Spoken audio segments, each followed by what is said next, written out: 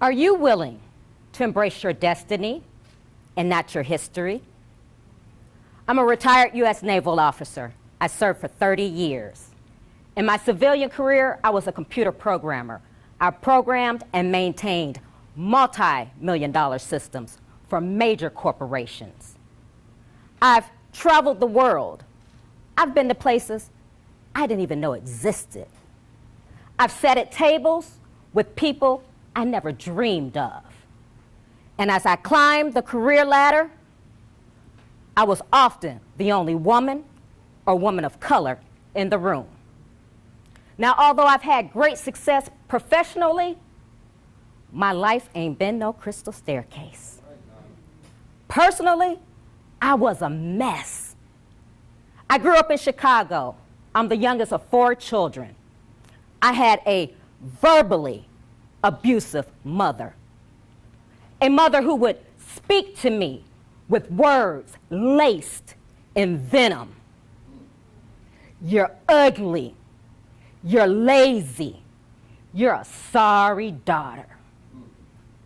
I was shaped by those words. I was an introverted girl who never smiled. My confidence shattered. To this day, I don't have any joyful memories of my childhood. I always wondered why my mother had such disdain for me. All I wanted was her love and acceptance. As an adult, I bought her gifts, I sent her money, neither of which she ever said thank you for. When I would go back home to Chicago, I'd pick her up from work like a good daughter. She would introduce me to the young women she worked with. This is Lisa, my play daughter. As I stood there wanting to cry, the air escaped my body. My heart fell to my feet. And then I thought to myself, she calls this stranger her play daughter? She speaks to her with such kindness. But me, her real daughter, she talks to as if I'm garbage.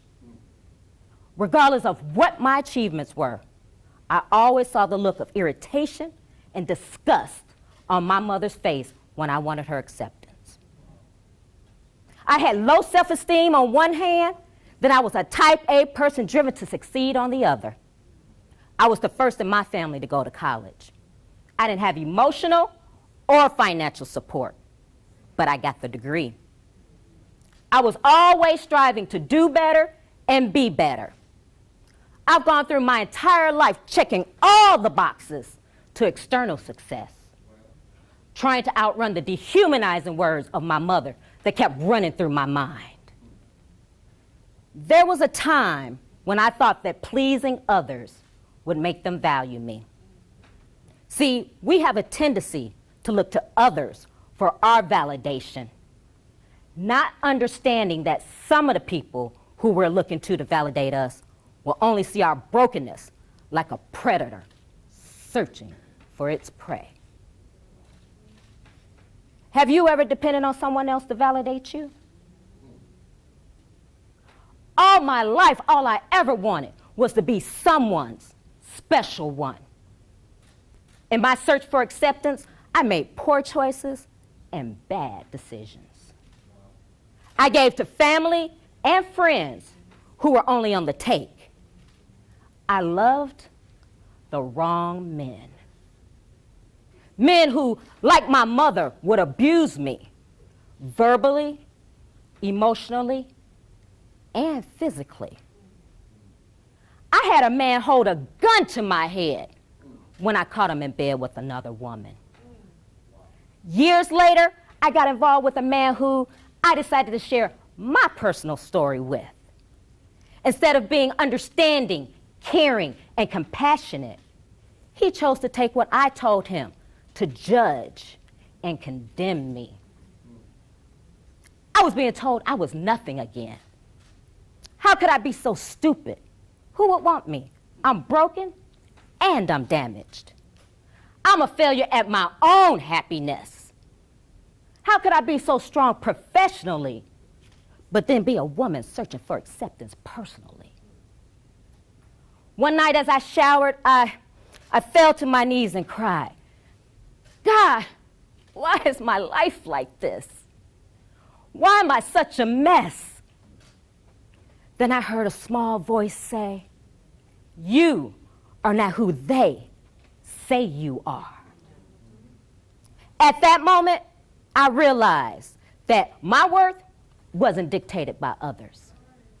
At that moment, I realized that my past doesn't determine my future. You see, moving forward requires not living in the past. You have to release the chains of your past so that your future can move you forward. When I started to forgive myself for the poor choices and bad decisions, I stopped being ashamed of my past. See, it's your failures as well as your successes that make you who you are. Your scars are proof that you've overcome adversity. When I started to own all of my life without regrets, I started to find peace and happiness.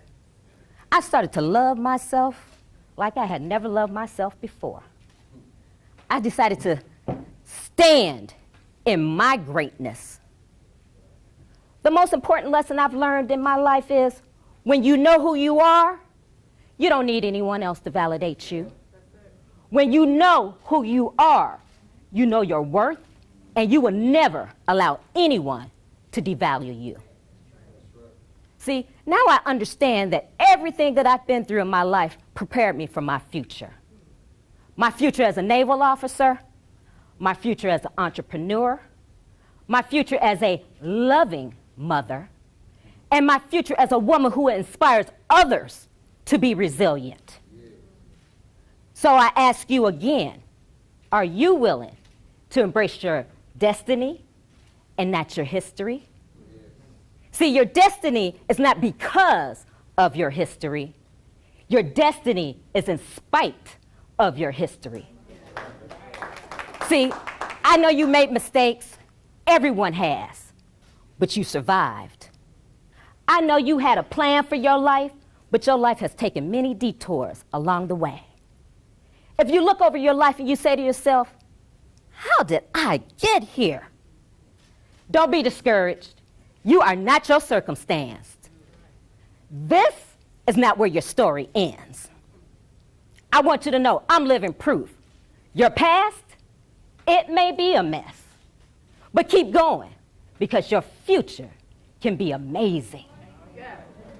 I'm Trina L. Martin of TrinaLMartin.com. I'm the author of From a Mess to Amazing, 7 Steps to Create the Life You Deserve. I'm unbought and unbossed.